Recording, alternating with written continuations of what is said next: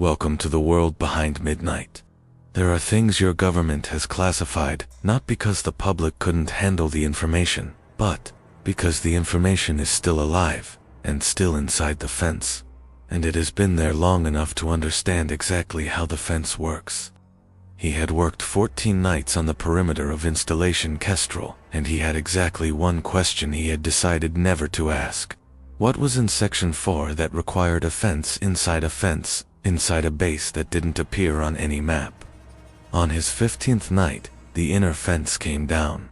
Not the whole fence, one panel, one section, pulled inward from the base by something strong enough to fold steel like paper, and in the gap, backlit by the floodlights that came back on 3 seconds too late, something stood upright that had no business standing upright.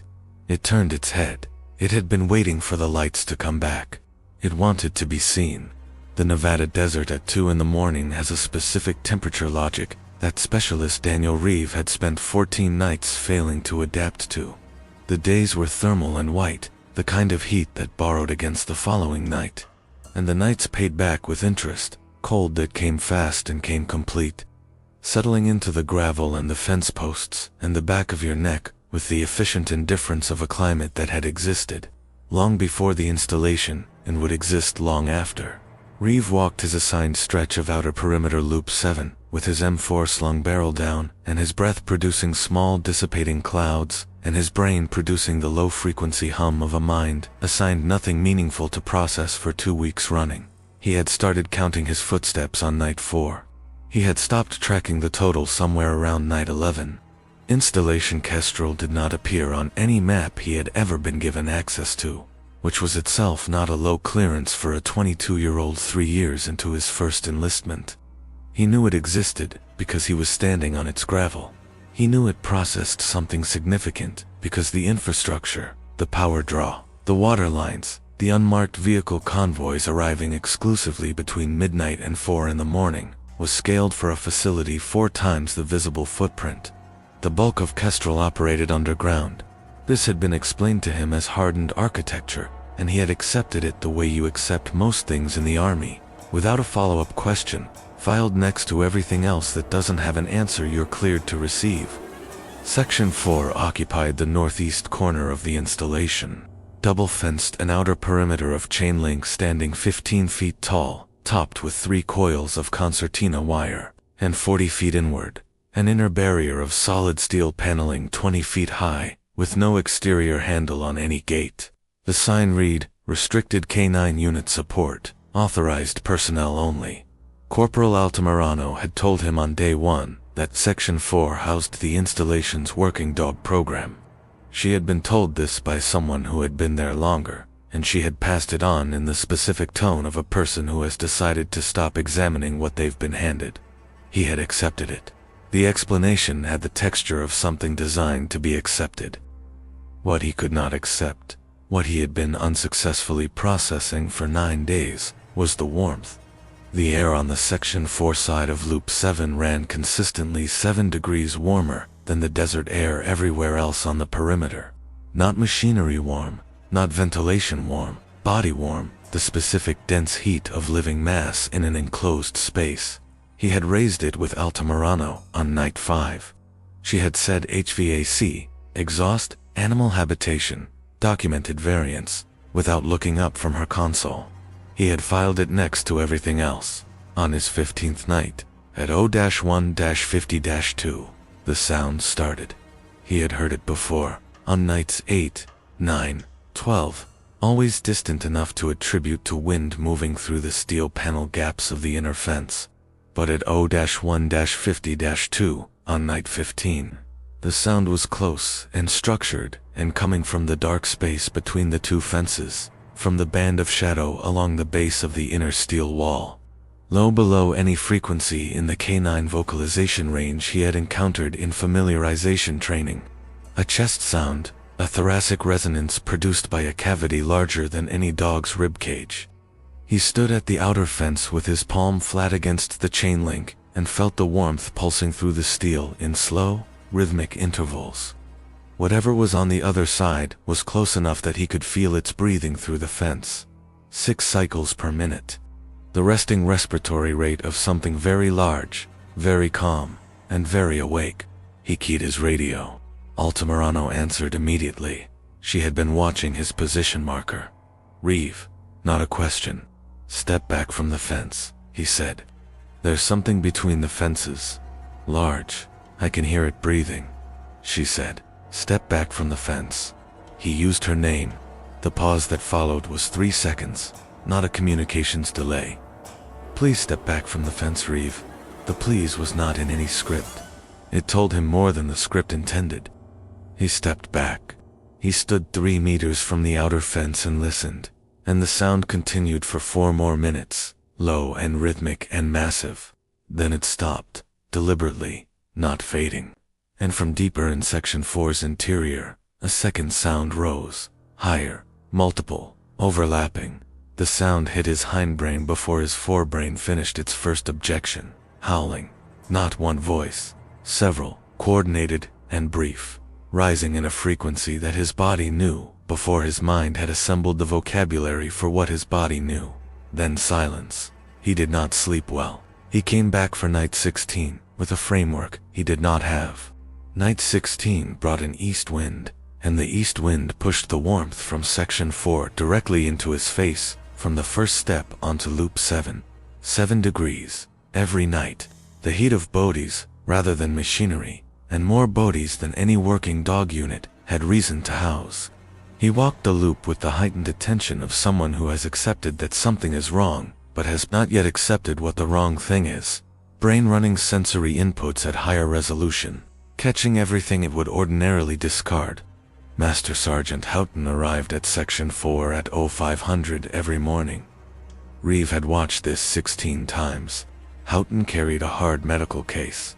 He swiped the biometric reader on the outer gate, and the inner steel gate opened from the inside, and he entered, and the inner gate closed, and 20 minutes later he came back out and walked to the command building without speaking to anyone. The inner gate had no exterior handle, no exterior keypad. It opened from inside Section 4, or not at all. Something inside was operating it. He raised this with Altamirano at gate control on night 16. She looked at him with the expression of a cost-benefit analysis running in real time. Then she looked at her coffee. He said her name. She looked at him with something under the scripted face, something tired and specific. The face of someone who has been carrying a weight long enough to have developed load-bearing calluses, she said. Long enough to know that what you do with what you hear on this post is the only decision that matters on this post. She picked up her coffee. That was all she could give. He started documenting on night 17. Small handwriting in the margins of his patrol notepad. Temperature differential. The respiratory sound. The howling.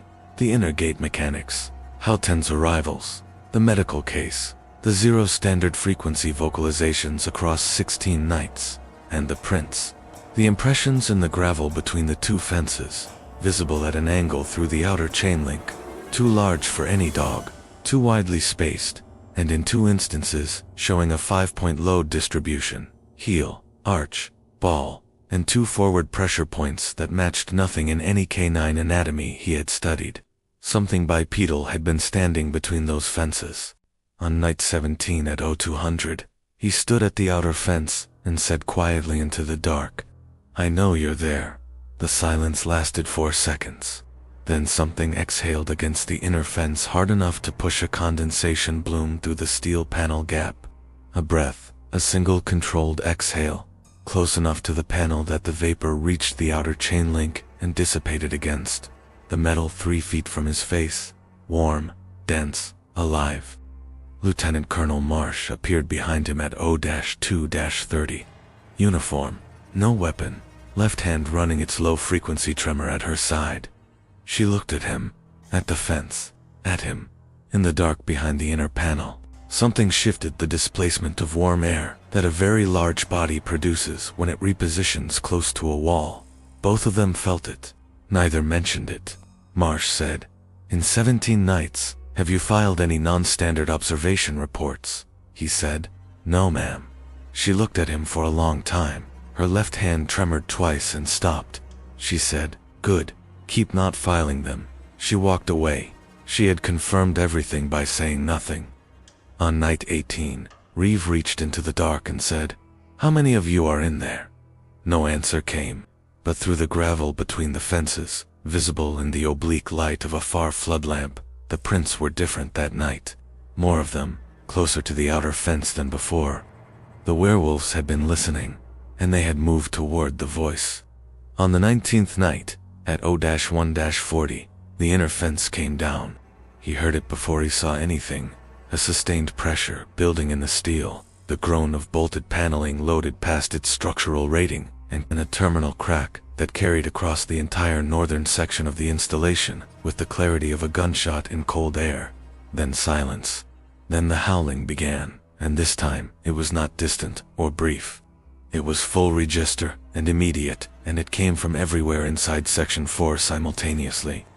Multiple voices rising in the frequency that lived below language and above reason, the sound that every version of human fear has been calibrated to respond to since before humans had cities or fences or installations. His body responded before his training did. His hands had the M4 up and the safety off before the analytical part of him had finished identifying what it was hearing. Altamirano was already on the channel. Reeve. Structural breach confirmed. Section 4, Northeast Quadrant. Do not approach the inner fence. Houghton is en route. Controlled, white-knuckled, rehearsed. He said, "How many?" She said his name. He said, "Desi." "How many?" A pause that cost her something. 7 pack members and the Alpha. All on thermal. All inside, as of 40 seconds ago. He said. The panel came down from inside. She said, "I know." He said, "Desi." She said, "I know. Stay on your post." The Section 4 floodlights went out 4 seconds later. Simultaneous and complete. Not a maintenance fault, but a cut.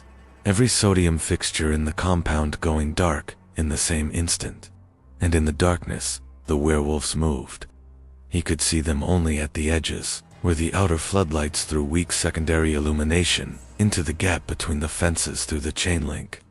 What he saw in those edges was enough.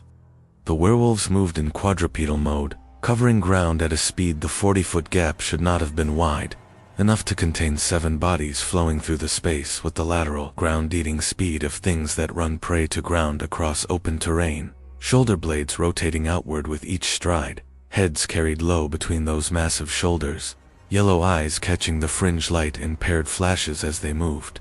7 feet at the shoulder when one rose briefly to redirect. Coats of charcoal and deep brown and near black, absorbing the edge light rather than reflecting it. And the hands. The forelimbs ending not in paws but in something with fingers, gripping the chain link of the outer fence as one of them passed close enough to touch. A hand-shaped grip that left the steel bent inward in the pattern of a closed fist when it released. Then all 7 stopped. Simultaneously, without a signal he could identify. Every werewolf in the outer run ceased movement and oriented outward, toward him. Toward the lit side of the fence, 7 massive shapes in the dark aligned, toward a single point. The cessation of movement hit him harder than the movement had. The silence of 7 coordinated predators making a choice was a different species of fear than noise and speed. The Section 4 floodlights came back on. In the half-second before his eyes adjusted, he saw the Alpha, standing in the gap of the breached panel, in the threshold between the inner compound and the outer run, in the full returning flood of sodium light, 9 feet upright, solid black. The coat so uniformly dense, it made the surrounding light look pale by contrast. The red eyes were already on him, not scanning, not adjusting, already fixed, already tracking, with the locked attention of something that had selected its focal point before the lights came back and was waiting for the light to confirm the selection. The Alpha did not move. It simply stood in the light it had been waiting for and looked at Reeve with those red eyes, and the looking had the specific quality of a decision being finalized rather than a threat being issued. Houghton arrived at the outer gate at a run. He swiped the badge. The inner gate did not open. He swiped again. Reeve heard him say something under his breath, 3 syllables in a language Reeve had no name for, spoken at a volume and with a quality that was not a command but an address. The sound of a man speaking directly to something that he knows is listening. The inner gate did not open. The Alpha was operating it from the inside, and the Alpha had decided not to. The pack turned as a unit, toward Reeve. Not toward Houghton, not toward the gate. Toward Reeve, all 7 bodies reorienting in the same instant. Their yellow eyes caught the floodlight in a row. He was standing in full illumination with his M4 leveled at the outer fence, which was a posture his training had provided, and which the rational layer of his mind could calculate as insufficient to round through. Chainlink, against what was on the other side, was a gesture, not a solution. Altamirano was saying his name on the radio, in the register of someone watching a camera feed and running the same calculation faster. The Alpha stepped through the breached panel, into the outer run. The pack opened to admit it, 7 bodies flowing back and reforming around it, like water around a moving stone, every werewolf repositioning to give the Alpha a clear line. The line was direct, breached panel to outer fence, to the point where Reeve was standing. The Alpha walked it slowly, fully upright, 9 feet of black mass, moving with the unhurried deliberateness of something that has determined speed is not the relevant variable. It reached the outer chain link and stopped. 2 meters between them.